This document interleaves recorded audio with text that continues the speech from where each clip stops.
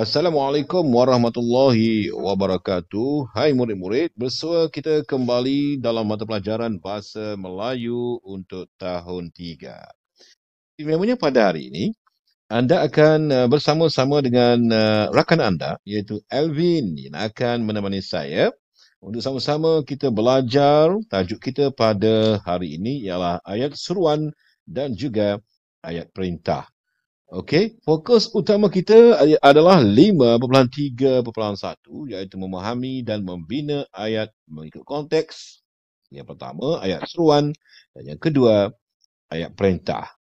Adakah anda semua sudah bersedia? Kalau sudah, jom kita bersama dengan Alvin. Sebelum itu, kita berikan tepukan gemuruh untuk Alvin. Baiklah kawan-kawan, semua sudah bersedia? Kalau bersedia, jom kita teruskan. Apa itu ayat seruan? Ayat seruan ialah ayat yang digunakan untuk melahirkan pelbagai ragam perasaan seperti marah, gembira, sakit, hairan, kecewa, kesal, sedih, dan sebagainya. Dan ingat kawan-kawan, ayat seruan diakhiri dengan tanda seru. Ini ialah tanda seru.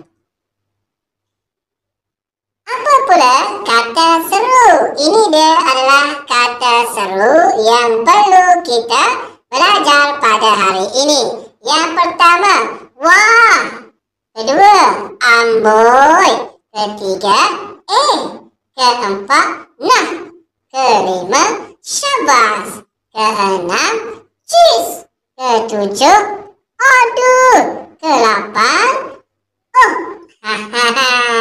Ini dia antara kata seru yang ada dalam konteks tajuk kita pada hari ini. Contoh-contoh ayat seru adalah seperti berikut. Amboi, cantiknya baju ini. Nah, rasakan tendangan ini. Wah, gembiranya mereka bermain di sana. Aduh, sakit perut saya. Syabas, kamu berjaya menjadi juara. Amboi, garangnya kakak kamu itu. Okey kawan-kawan, jangan lupa ya, ayat seruan mestilah menggunakan kata seru.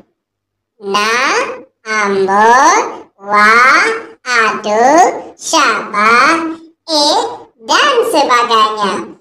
Dan sekali lagi, Alvin nak ingatkan kepada kawan-kawan, ia mestilah diakhiri dengan tanda seru. Okeylah, teruskan lagi dengan tajuk yang kedua, yaitu ayat perintah. Apa itu ayat perintah ya kawan-kawan? Ayat perintah ialah ayat yang digunakan untuk menimbulkan sesuatu tindakan. Untuk pengetahuan kawan-kawan, terdapat 4 jenis ayat perintah. Ini dia jenis-jenis ayat perintah. Yang pertama, ayat suruhan, bertujuan untuk memberikan arahan. Yang kedua, ayat larangan, ayat dengan kata larangan jangan dan usah yang bertujuan untuk mencegah seseorang melakukan sesuatu. Yang ketiga, ayat silaan, ayat dengan kata silaan seperti sila dan jemput yang bertujuan mempersilakan seseorang. Dan yang terakhir, ayat permintaan. Ayat dengan kata permintaan seperti minta dan tolong yang bertujuan untuk memohon pertolongan atau membuat permintaan. Bagaimana kawan-kawan?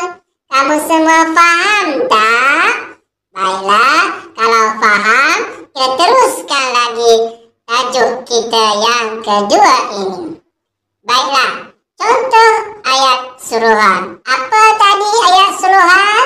Ayat suruhan ialah bertujuan untuk memberikan arahan. Ini adalah contoh ayat suruhan. Masukkan buku itu ke dalam beg. Siapkan makanan dengan segera. Oke? Seterusnya, ayat silaan. Ada sekejap tadi telefon pergi terlepas. Oke, ayat larangan. Ayat dengan kata larangan jangan dan usah yang bertujuan untuk menegur seseorang melakukan sesuatu. Contohnya, jangan ambil barang itu. Usah kamu bersedih, kata Mia kepada adiknya. Oke, seterusnya contoh ayat silaan. Ayat silaan ialah ayat dengan kata silaan seperti sila dan jemput yang bertujuan mempersilakan seseorang. Contohnya, sila patuhi peraturan di sekolah. Jemput makan. Ini dia contoh ayat silaan. Dan ayat yang terakhir ialah contoh ayat permintaan. Apa maksud ayat permintaan ya kawan-kawan? Ayat permintaan ialah ayat dengan kata permintaan seperti minta dan tolong yang bertujuan untuk memohon pertolongan atau membuat permintaan. Contohnya, tolong tutup pintu itu dan minta semua bertenang. Itu dia kawan-kawan tajuk kita pada hari ini. Baiklah, tugasan anda ialah dengan menggunakan buku aktiviti Bahasa Melayu Jilid 2. Untuk soalan yang pertama, bina ayat seruan berpandukan kata seru dan gambar muka surat 20. Okey, yang kedua, bina ayat perintah berdasarkan respon yang diberikan untuk muka surat 21. Syabas, anda berjaya tamatkan pembelajaran hari ini. Terima kasih semua. Jumpa lagi. Sekian. Bye-bye daripada Elvin. Kita kembali bersama dengan Cikgu Fizel. Terima kasih diucapkan kepada Elvin yang telah pun bersama-sama dengan anda sebentar tadi, dan cikgu harapkan agar semua murid dapat memahami tentang apa yang telah pun diperkatakan ataupun telah ditunjukkan oleh Elvin kepada anda. Untuk kita pada hari ini. Semoga semua berjaya, insyaAllah. Kita akan jumpa lagi di lain masa untuk tajuk-tajuk yang seterusnya. Jumpa lagi. Assalamualaikum warahmatullahi wabarakatuh.